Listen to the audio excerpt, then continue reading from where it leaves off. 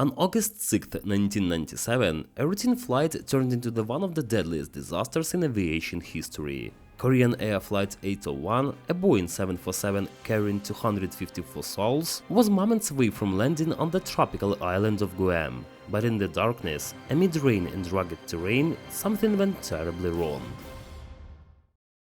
Korean Air Flight 801 departed from Seoul's Gimpo International Airport in the late evening of August 5, 1997. The aircraft, registered as HL7468, was a Boeing 747, a reliable workhorse of the skies that had been in service with Korean Air since 1984. On board were 231 passengers, mostly South Korean vacationers heading to Guam's beaches, along with a handful of Americans and other nationalities, and a crew of 23, including pilots, flight attendants, and support staff. The captain, Park Yeon-chul, was a 42-year-old and an experienced pilot with over 8,900 hours of flight time, including more than 3,000 hours on the Boeing 747. He was known as a meticulous aviator, though some later reports suggested he could be overly reliant on automated systems. The first officer, Song Kyun-ho, aged 40, had around 4,000 hours of flight time, with roughly 1,500 on the 747. The flight engineer, Nam Suk-hoon, aged 57, rounded out the cockpit crew with his extensive experience. Together they formed a seasoned team, but the dynamics in the cockpit that night would prove critical. The flight itself was uneventful for most of its 6-hour journey across the Pacific. Passengers slept, watched movies, or chatted quietly as the jumbo jet cruised at 41,000 feet. By the time the plane began its descent into Guam, it was just after midnight local time on August 6th. The weather, however, was far from ideal. Guam's Wonpat International Airport sits near the village of Agena, surrounded by rugged terrain, including Nimitz Hill, a 680-foot rise just 3.3 miles from the runway. The airport relied on an instrument landing system to guide planes safely to runway 6 left, especially critical in poor visibility. The ILS consists of 2 components: the localizer, which provides lateral guidance, and the glide slope, which ensures the aircraft descends at the proper angle. On this night, however, the glide slope for runway 6L was out of service for maintenance, a fact noted in the airport's notices to airmen, but not adequately communicated or understood by the crew. As Flight 801 descended through layers of clouds and rain showers, visibility dropped to about 2 miles, with a ceiling of just 300 feet. The crew was cleared for an ILS approach to runway 6L, but instructed to use the localizer-only procedure due to the inoperative glide slope. This required a more manual and precise descent, relying on altitude checkpoints and the distance measuring equipment tied to the Guam VOR beacon located 1.6 miles beyond the runway. At 1:38 am, the aircraft was 17 miles from the runway, descending normally.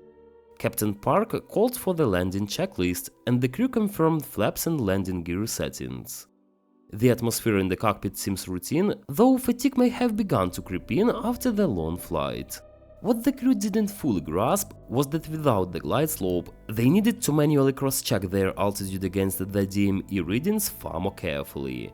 At 1:41 am, as the plane descended below 2,000 feet, the first officer remarked "rain shower," noting the worsening weather. The captain responded casually, "Of course, it's Guam." The tone suggested confidence, perhaps overconfidence in their ability to handle the conditions. The aircraft was now aligned with the localizer, but descending too quickly. The Boeing 747 was equipped with a ground proximity warning system designed to alert pilots if they were too close to terrain. At 1:42 am, with the plane at 700 feet above ground level and still 3 miles from the runway, the ground proximity warning system blared. "Sink rate, sink rate." The warning indicated the plane was losing altitude too rapidly.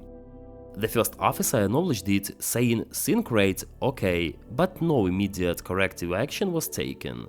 Captain Park seemed to believe they were still on a safe path, possibly misjudging their position relative to the runway. Seconds later, the flight engineer chimed in. "Not in sight?" He was questioning whether the runway was visible, a critical cue in an unprecision approach. The captain replied "not yet" and continued the descent. At this point, the plane was below the minimum safe altitude for the segment of the approach, but the crew did not initiate a missed approach, a standard procedure when visual contact with the runway isn't established by a certain point. The ground proximity warning system sounded again, 500, indicating 500 feet above terrain. Then, almost immediately, 100, 50, 40, 30, 20. The warnings came in rapid succession as the plane hurtled toward Nimitz Hill. The first officer finally shouted, "Go around," a call to abort the landing, but it was too late.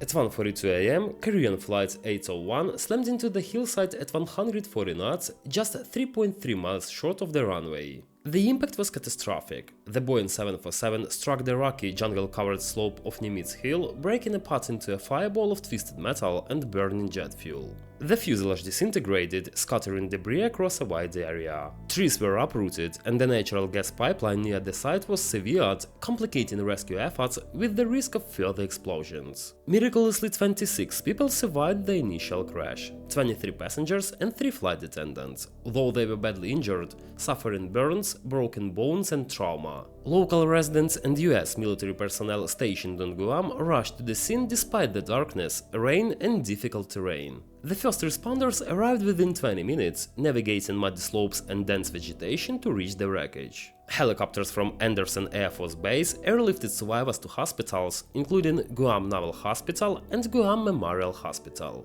2 survivors later succumbed to the injuries, bringing the final death toll to 228 people. Among the survivors was a 9-year-old South Korean girl who was found clinging to life amid the wreckage, and a flight attendant who managed to escape the flaming cabin.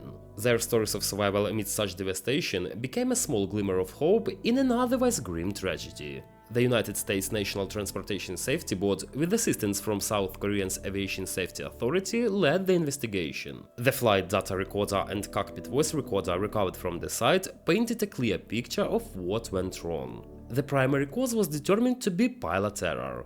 Captain Park had misjudged the aircraft's position and failed to properly monitor the descent rate during the localizer-only approach. The crew's failure to execute a missed approach when the runway wasn't in sight compounded the error. Fatigue was cited as a contributing factor, as the crew had been on duty for over 12 hours. For the families of the 228 victims, the pain lingered. Memorials were erected in Guam and South Korea, and lawsuits against Korean Air resulted in millions in settlements. The crash of Flight 801 remains a sobering reminder of how quickly routine can turn to disaster in aviation, and how critical human judgment remains even in the age of advanced technology.